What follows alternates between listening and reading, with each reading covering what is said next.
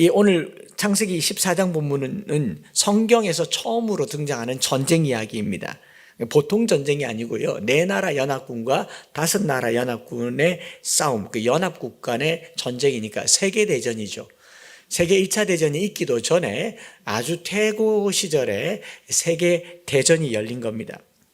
아브라함을 부르시고 복 주시고 인도하여서 믿음의 조상 되게 하신 하나님의 이 아브라함의 믿음 조상 스토리 안에서 이 본문은 아주 독특하고 아브라함스럽지 않은 내용의 전개가 진행되기 때문에 이 본문을 읽을 때 독자들, 읽는 저와 여러분들은 이게 무슨 이 맥락에 상관이 있을까? 창세기 1장부터 계속 진행해 왔잖아요. 시간이 아주 빨리 진행되는 게 창세기라고 했는데 한 장을 통틀어서 이 전쟁 이야기를 넣었고 그 전쟁의 중앙에 아브라함이 있습니다. 적어도 신학자들은 이 본문을 굉장히 당혹스러워합니다. 이 어떤 구도로도 아브라함과 어울리지 않기 때문에 그렇습니다.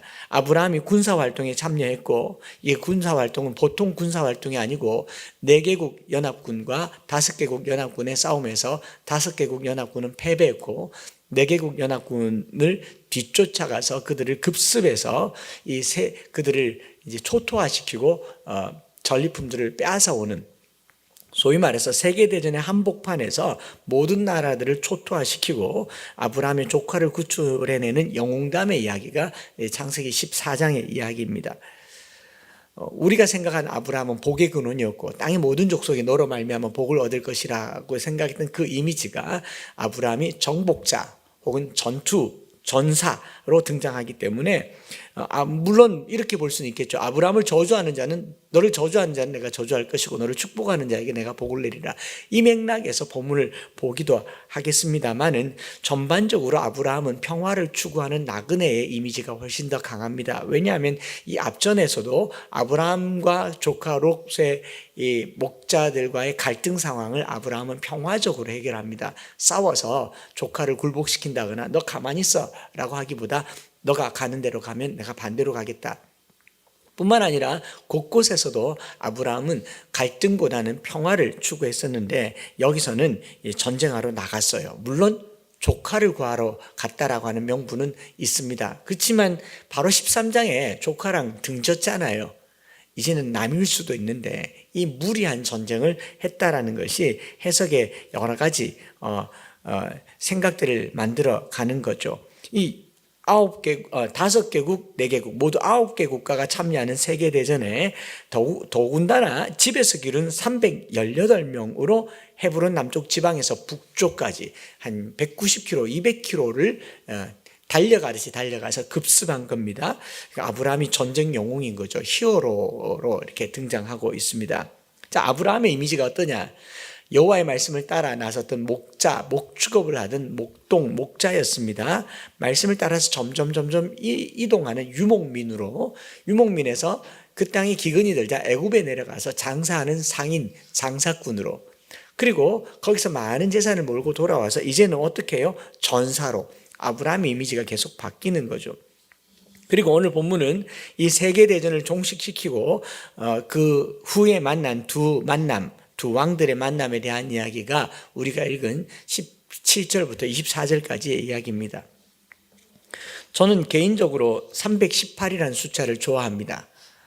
제가 청년부를 지도할 때 제가 담당하던 청년부의 이름이 예수정병 318이었습니다. 그래서 회지를 내면 예수정병 318, 이 318이라는 숫자가 어디서 나왔겠습니까? 여기서 나왔거든요. 집에서 기른 318명의 젊은이로 세계 전쟁을 종식시키는, 나라를 이겼던 사람. 그래서 청년부 사회 갈 때 이 318명을 주시옵소서, 나라를 이기겠습니다. 그렇게 기도했었더랬습니다. 그리고 주일 저녁마다 청년들을 집에 불러 모아서 라면을 먹였습니다. 집에서 기른 청년들이라고 10명 먹이고 20명 먹이고 30명 먹이고 40명 먹이고 한 50명 정도까지 먹여보니까 318명은 무리겠다. 공감도 안 되지만 돈도 안 되겠더라고요. 젊은이들요 많이 먹습니다. 그리고 먹어도 배가 고픕니다. 그때는 라면 먹이면 되는 시절이었지만 지금은 라면 가지고는 택도 없습니다. 적어도 뭘 먹이려면 햄버거도 롯데리아 같은 거 먹지 않습니다. 맘스터치 정도 돼야 거저 먹었다 싶고, 고기도 그냥 조그만큼 먹어서는 안 되죠. 어디지? 진사, 명륜진사 이런 데 가야 청년들이 이 마음도 열리고 턱 밑도 열리는, 우린 318명을 꿈도 꿀 수 없는 지경까지 이르렀습니다. 그래도 318이라는 숫자가 좋습니다. 왜 좋으냐? 저희 아들 생일이 3월 18일이기 때문에 그렇습니다. 그렇죠? 그리고 그 3월 18일은 지난 주중에 있었고요. 우리는 그 본문을 오늘 다루고 있습니다. 너무 좋지 않습니까? 더 놀라운 사실은요, 제가 자란 모교회 서성로교회 설립 기념일이 3월 18일입니다. 그래서 318은 유난히 제게 좋은 숫자입니다. 153 같은 그런 숫자여요. 조금 이른 시기에 결혼을 해서 3월 18일 날 아이를 낳았기 때문에 저희 모교회 권사님, 장로님, 집사님들은 이렇게 말했습니다. 아이고, 아가 알을 낳았네. 그러면서 아들을 데리고 교회 가면 교회 가자마자 저희 아들을 낚아채서 권사님들이 아이를 돌봐주시고, 저는 찬양 인도하고 성가대 지휘하고 교사하고 청년부 그렇게 사역자가 아니었음에도 불구하고 교회에 그렇게 사역을 했고요. 우리 권사님들은 아들이 교회 아들이다라고 말했어요. 왜냐하면 3월 18일 날 태어났기 때문에. 그래서 주일날 아들 데리고 교회 갈 때는 옷을 좀 특별하게 입혀서 가야 됩니다. 주머니가 많은 옷. 그래서 예배 마치고 집에 들어와서 그 아이의 주머니를 털어봐야 됩니다. 구석구석 꼬깃꼬깃 이 빅머니들을 숨겨주셨어요. 그래서 저희들이 조금 과장하자면 그 돈 모아서 빚도 갚고 살림도 살았다는 그런 전설.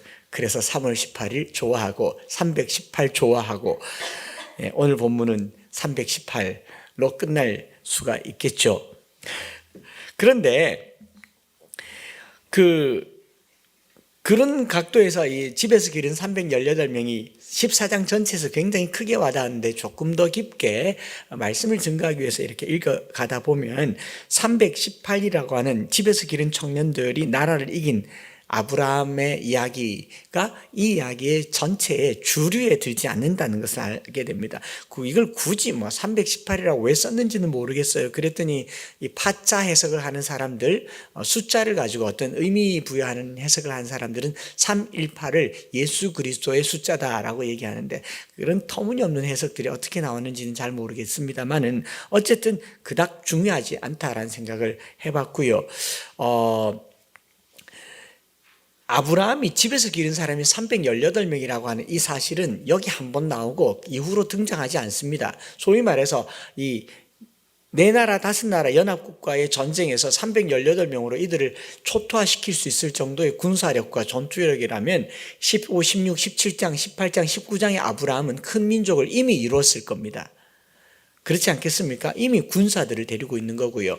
젊은이들 318명이면 그들의 가족까지 포함하면 학자들의 말에 의하면 1000명도 넘는 식솔들을 거느리고 있었을 것이다 라고 얘기하는데, 이 정도 식솔이면 그냥 종족이라고 보기는 어렵죠. 거의 부족 국가에 해당하는 세력을 이뤘을 것이다 라고 보는 사람들도 있습니다. 왜냐하면 그 정도 많으니까 13장에 롯과 갈등, 이 땅이 좁아서 헤어졌을 거다라고 얘기를 하지만, 그러나 성경 전체를 둘러서 보면 아브라함은 요때 한번 반짝 군사력, 전투력을 보이지만 이후로 등장하는 아브라함 여전히 떠돌이고 유랑객 삶을 살았고, 아브라함의 아들 이삭 그 해에 100배나 얻었다고 하지만 100배를 얻었다고 318명 가솔들까지 1000여 명을 이 군사를 거느릴 만큼 큰 세력은 되지는 않습니다. 그리고 더 결정적으로 아브라함의 아들 이삭의 아들 야곱 때에 12명과 함께 애굽 땅에 들어갔을 때 모든 인구가 몇 명이었습니까?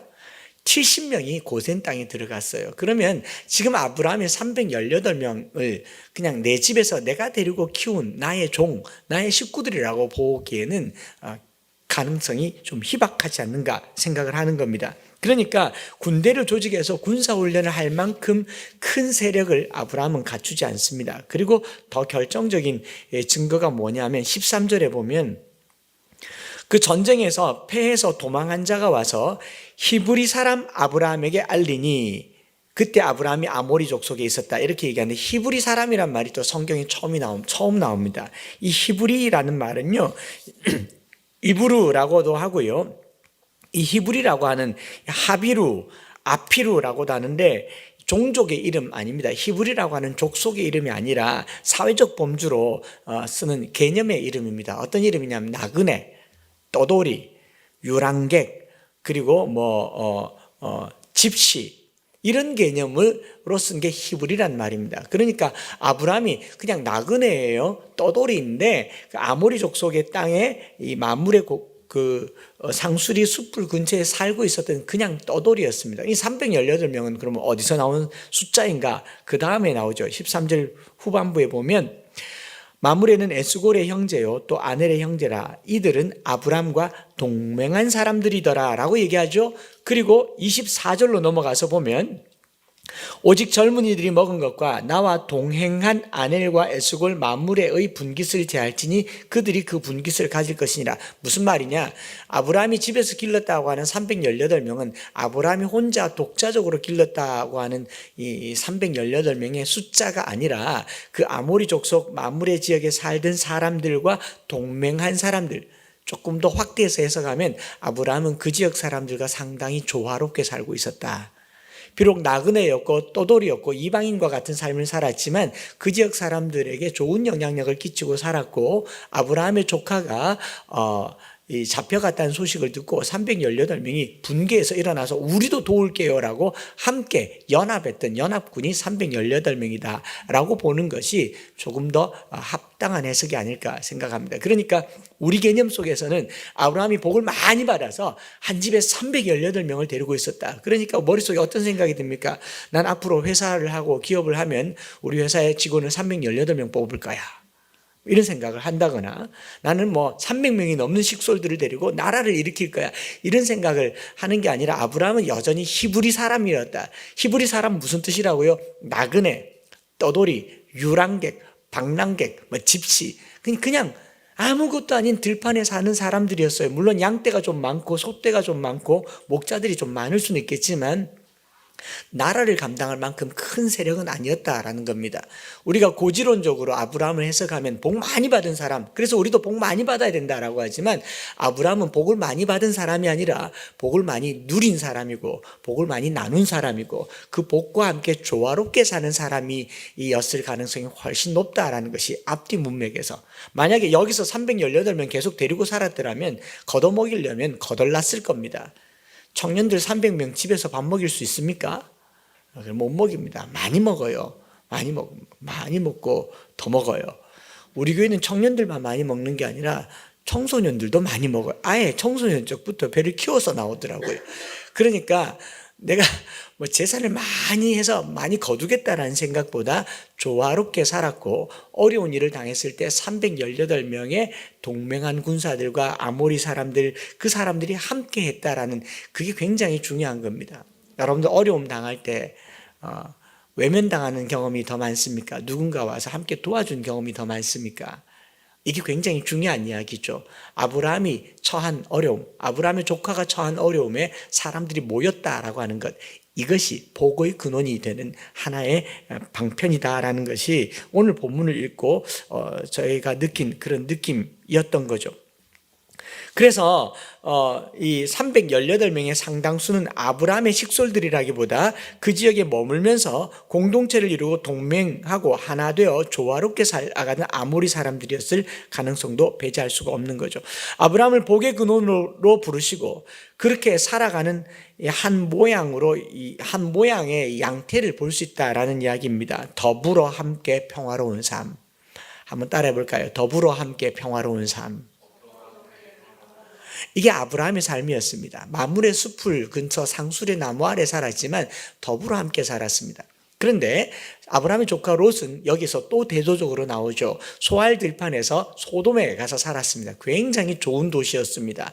소돔, 이 역청이란 말이 나오잖아요. 전쟁하다가 역청 구덩이에 빠져서 소돔 왕이 달아났다라고 했는데, 역청이 뭐냐 하면은 아스팔트 진액처럼 석유를 유추하면 석유하면 나오는 이 검은 기름이에요. 미끈한 검은 기름. 그러니까 이 유전이 있는 곳입니다. 그러니까 그 기름을 가지고 에너지도 만들고 불도 떼고, 소돔은 굉장히 발달한 고대의 도시였습니다. 고대의 도시에 살았지만 아브라함의 조카 롯은 누구의 도움도 얻지 못한 채 포로로 잡혀가고요. 약육강식이라고 한 시스템 속에서 가져도 빼앗길 것을 두려워하는 삶과 가지지 않았지만 함께 사는 평화로운 삶 중에 무엇이 복인가를 성경은 상대적으로 대조적으로 보여주고 있는 이야기인 것이죠. 그리고 아브라함은 이 위기 상황 속에서 아모리 족속과의 동맹으로 318명을 데리고 가서 연합군을 무찌르고 조카 롯과 소돔 사람을 구출해 오죠. 그러고 난 다음에 또 한 번의 대조가 나옵니다. 아브라함이 전쟁에서 이기고 돌아왔는데 17절부터 24절에 뭐가 있습니까? 소돔 왕이 아브라함을 영접하려고 17절에 보면 왕의 골짜기로 나와서 그를 영접하고 전쟁에서 이기고 돌아오는 아브라함을 영접하기 위해서 자기에게로 소돔으로 영접하려고 이 골짜기에 사회 골짜기에서 아브라함을 영접했고, 그런가 하면 살렘 왕 멜기세덱이 떡과 포도주를 가지고 나왔다라고 얘기합니다. 두 사람의 만남을 대조적으로 표현하고 있습니다. 이 두 사람의 만남도 또 우리가 묵상해 볼 만한 그런 그림이죠. 소돔 왕의 경우는 이름도 소개하지 않았는데 멜기세덱에 대해서는 제법 상세하게 기록합니다. 지극히 높으신 하나님의 제사장이었더라 라고 말합니다. 아브라함의 승리는 두 왕의 출현 앞에서 소돔의 영접을 받거나 또는 살렘 왕 멜기세덱을 섬기거나 이 둘을 사이를 결정을 하게 되는 것이죠. 소돔 왕은 뭐라고 얘기합니까? 쿨하게 얘기합니다. 저기 뒤에 가보면 21절에 소돔 왕이 아브라함에게 이르되 사람은 내게 보내고 물품은 네가 가져라. 오라? 이거 남는 장사 아닙니까? 아브라함은 조카 롯을 구출하려고 데리고 갔고 초토화시키니까 거기 전리품들 싹 다 걷어서 조카 롯과 소돔 사람들을 데리고 왔습니다. 그런데 소돔 왕이 뭐라고 얘기하냐면 우리 성의 사람들은 돌려보내고 전리품 너 가져. 굉장히 좋지 않습니까? 그러면 당연히 계산상 조카 롯과 함께, 조카 롯은 뭐라고 얘기하겠습니까? 삼촌, 이제 우리 함께 삽시다. 소돔에 이제 가면 삼촌 영웅이에요. 소돔 왕이 당신을 어떻게 대하겠습니까? 삼촌 들어갑시다. 그리고 이거 다 가지고 갑시다. 저희 가서 유지가 되는 겁니다. 한몫합시다. 충분히 그럴 수 있는 상황이죠. 그런데 아브라함이 뭐라 그럽니까? 한 오락이라도 들매끈 한 가닥도 내가 가지지 않겠다. 너로 말미암아 내가 치부했다는 소리 듣고 싶지 않다. 다 가져라 라고 얘기를 합니다. 그런가 하면 상대적으로 살렘 왕 멜기세덱에게는 뭐라고 하죠? 10의 1조를 거기서 떼어드리면서 멜기세덱이 말한 그 축복, 아브라함을 축복하고 천지의 주제이신 하나님을 찬양하는데 똑같은 단어를 씁니다. 바라크란 단어를 씁니다.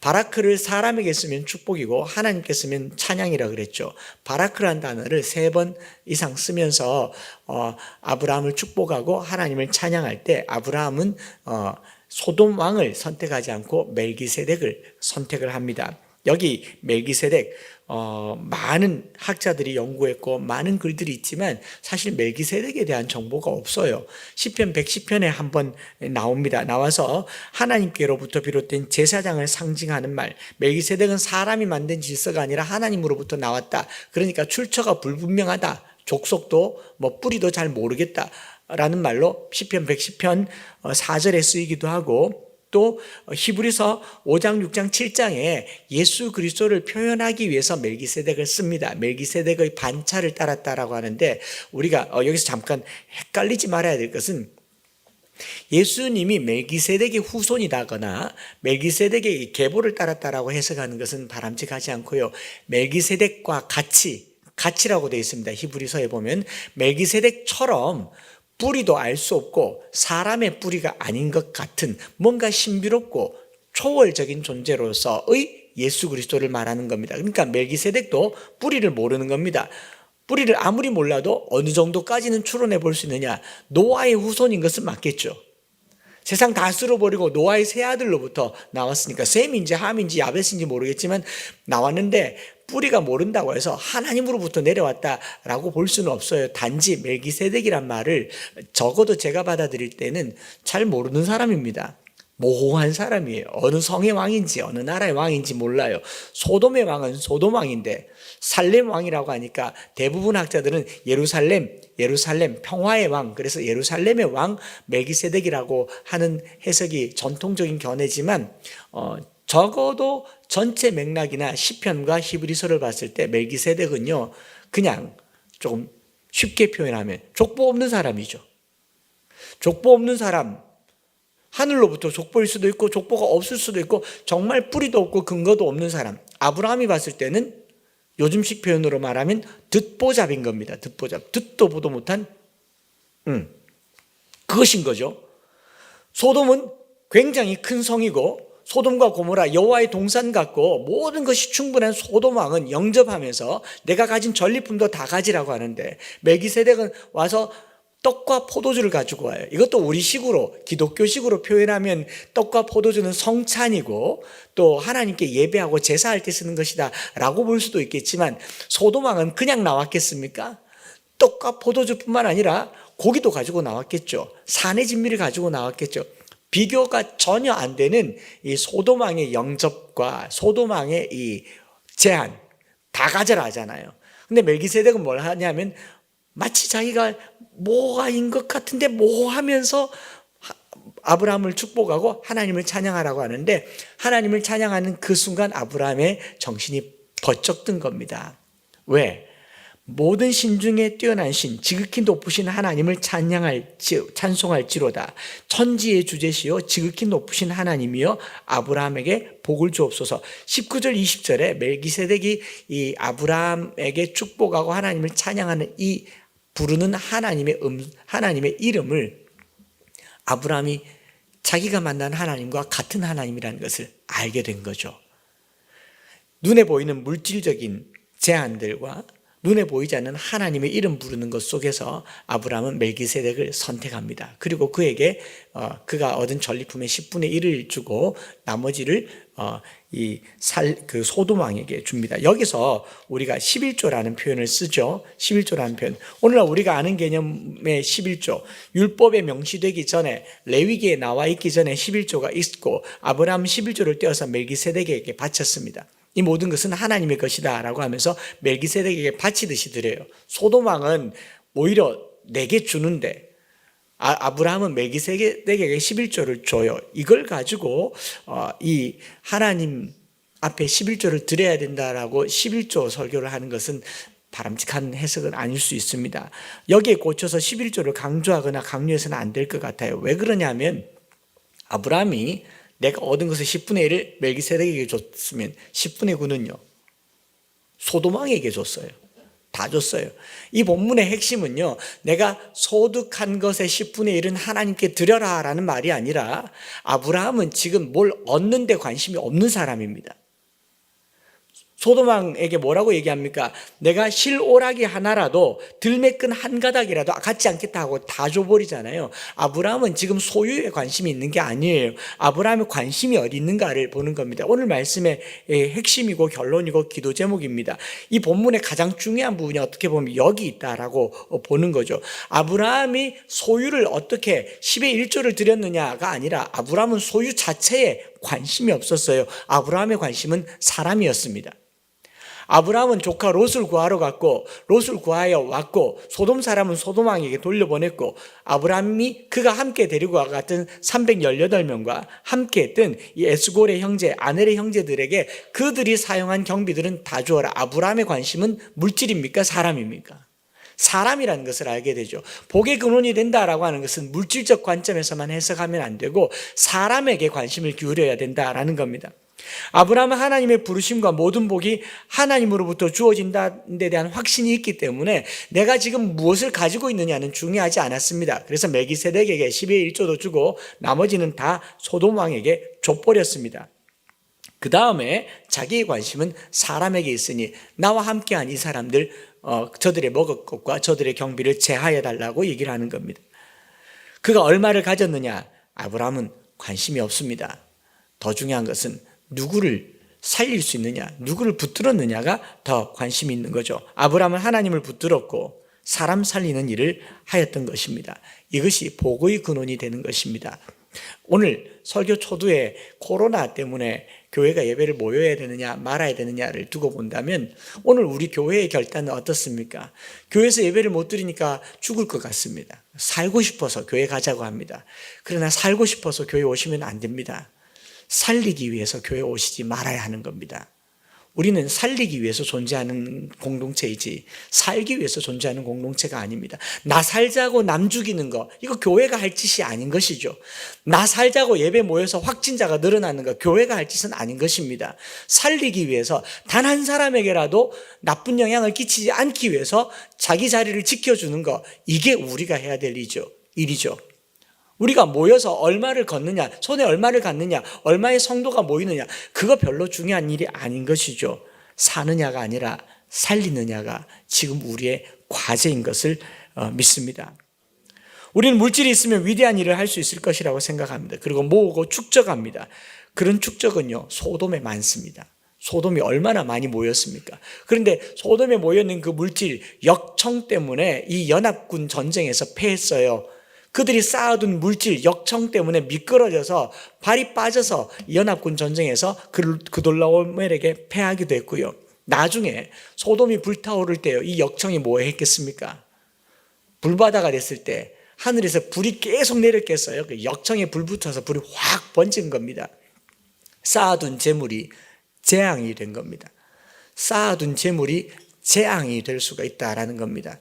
그래서 오늘 코로나19를 맞이할 건 아니죠. 코로나19를 대하는 우리의 태도는요, 가급적이면 살리는 일에, 나 살자고 하는 일 말고요, 남 살리는 일에 우리가 힘을 다하는 것, 이것이 아브라함을 부르신 하나님의 부르심이고, 저는 성경에서 이때 이후로 15장에 하나님이 아브라함에게 또 약속합니다. 16, 17, 18장에 가서는 의와 공도를 행하는 아브라함으로 하나님이 불러내세요. 이게 아브라함이 믿음이 커가는 과정입니다.